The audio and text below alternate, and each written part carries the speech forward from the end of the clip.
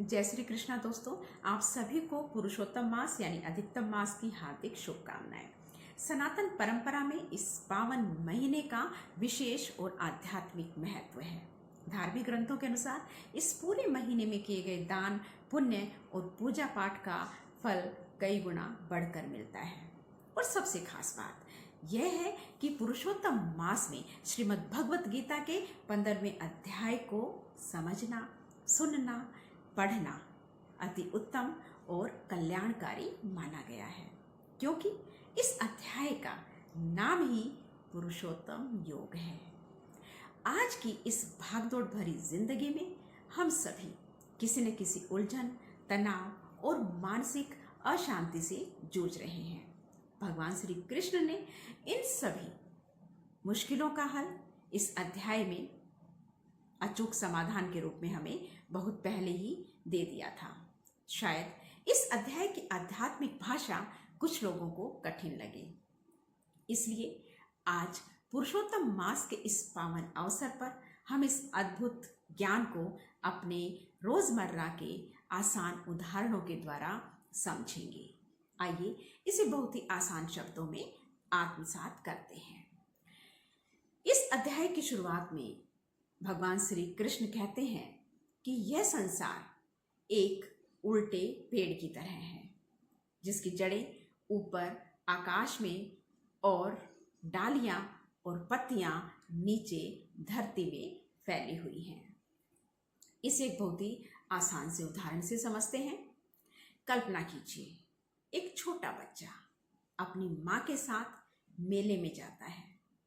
माँ ने उसका हाथ मजबूती से पकड़ा हुआ है। मेले में जाते ही बच्चा एक सुंदर और चमकीला खिलौना देखता है और वह माँ से हाथ छुड़वाकर उस खिलौने के पीछे भागता है। थोड़ी देर में भीड़ में जब वह खिलौना कहीं खो जाता है या कोई दूसरा बच्चा उसे छीन लेता है, तो वह बच्चा जोर जोर से रोने लगता है। वह भूल जाता है कि सबसे कीमती तो उसकी माँ का हाथ था, जो उसने खिलौने के चक्कर में छोड़ दिया था। तो दोस्तों, यह संसार भी एक मेला है। धन, दौलत, पद, प्रतिष्ठा और लोगों की तारीफें, ये सब वो चमकीले खिलौने या पेड़ की पत्तियां हैं। और ईश्वर या आंतरिक शांति वह माँ का हाथ यानी पेड़ की मुख्य जड़ है। हम बाहरी चीजों के पीछे इतने दीवाने हो जाते हैं कि अपनी असली खुशी और आत्मबल को छोड़ देते हैं। खिलौने आज हैं, कल टूट जाएंगे, लेकिन जड़ें हमेशा साथ रहेंगी। इसी अध्याय में कृष्ण कहते हैं, दुखों से बचने का एक ही रास्ता है, असंगता का शस्त्र यानी अनासक्ति, डिटैचमेंट। लोग इसका गलत अर्थ निकाल लेते हैं। सब कुछ छोड़कर भाग जाओ, लोग यही समझते हैं, लेकिन इसका असली मतलब हमारी पतंग की डोर में छिपा है। जब हम आसमान में पतंग उड़ाते हैं तो हमारा पूरा ध्यान उस पतंग की ओर होता है कि पतंग को हमें ऊंचा उड़ाना है। हम हवा के हिसाब से उसे कभी ढील देते हैं, कभी खींच लेते हैं। यह हमारा कर्म है जो हमें पूरे दिल से करना चाहिए। लेकिन ध्यान दीजिए, हमारा हाथ हमेशा डोर की चरखी पर मजबूत रहता है। अगर हवा के किसी तेज झोंके से पतंग कट भी जाए तो हम रोते नहीं हैं, हम मुस्कुराते हैं, हम दूसरी पतंग को बांधकर फिर से उड़ाते हैं। जीवन भी ऐसा ही है।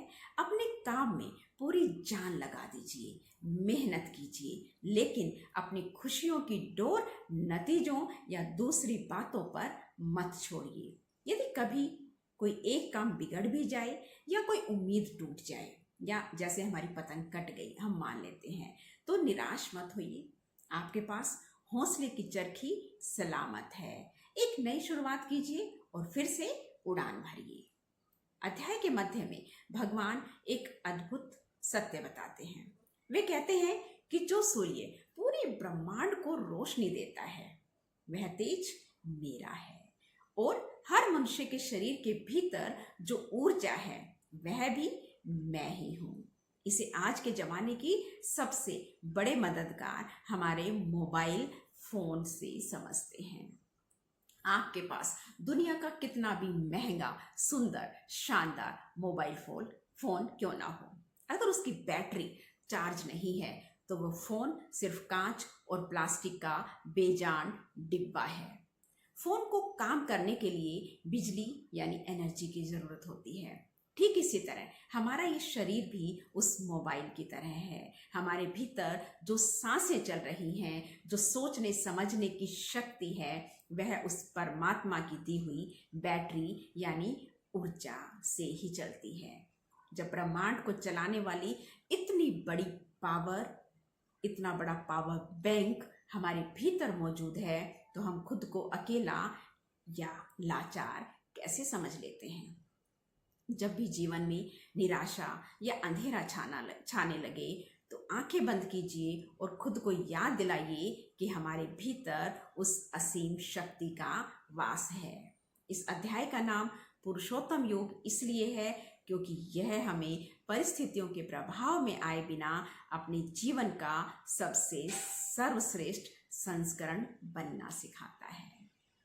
परिस्थितियां बदलेंगी, लोग बदलेंगे, समय बदलेगा, ये सब मिट जाने वाला है, लेकिन आपका हौसला, आपकी अच्छाई और आपका आत्मबल हमेशा बना रहेगा।